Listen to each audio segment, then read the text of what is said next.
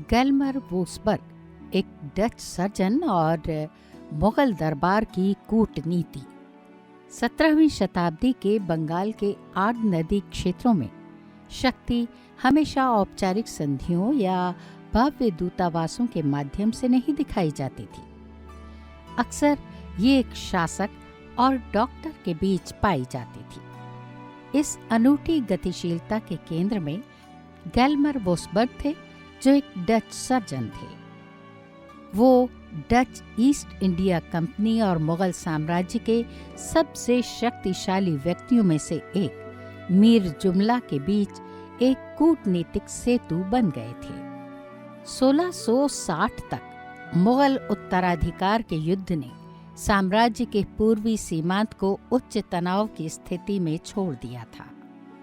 सम्राट औरंगजेब के मामा और एक प्रतिभाशाली उद्यमी सेनापति मीर जुमला को बंगाल का सूबेदार नियुक्त किया गया था।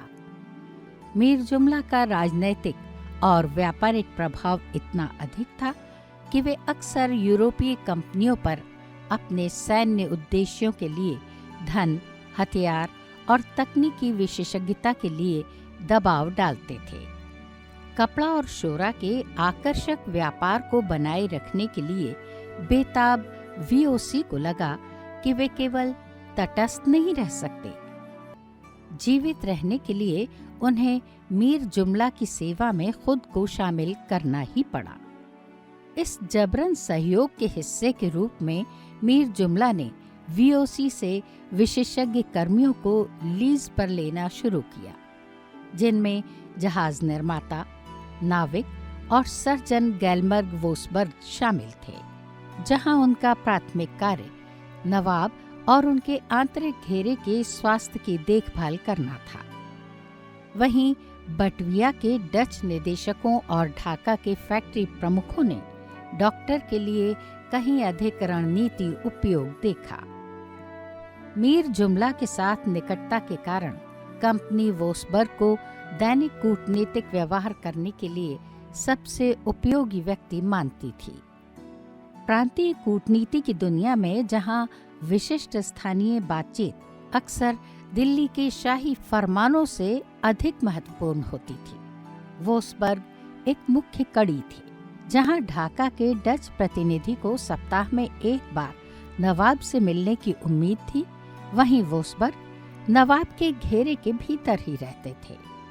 वे कंपनी की आंख और कान थे, जो मीर जुमला के मूड को भांपने और चिकित्सा देखभाल के अनौपचारिक क्षणों के दौरान चुपचाप डच हितों की वकालत करने में सक्षम थे।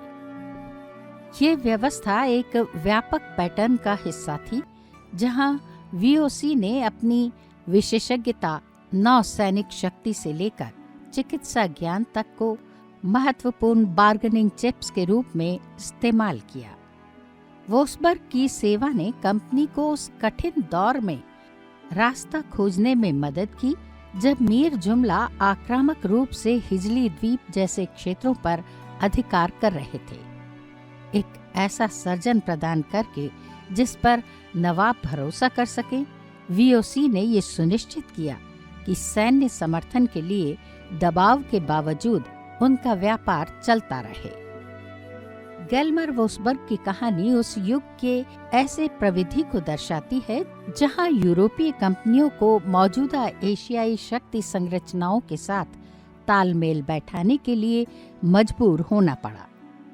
ये याद दिलाता है कि वैश्विक व्यापार का इतिहास अक्सर व्यक्तिगत विश्वास और सामाजिक निकटता पर बनाया गया था। 17वीं शताब्दी के बंगाल में एक सर्जन की कैंची और गवर्नर के तंबू में फुसफुसाए गए कुछ शब्द कभी-कभी वैश्विक साम्राज्य के हितों को सुरक्षित करने में युद्धपोतों के बेड़े जितने ही शक्तिशाली होते थे।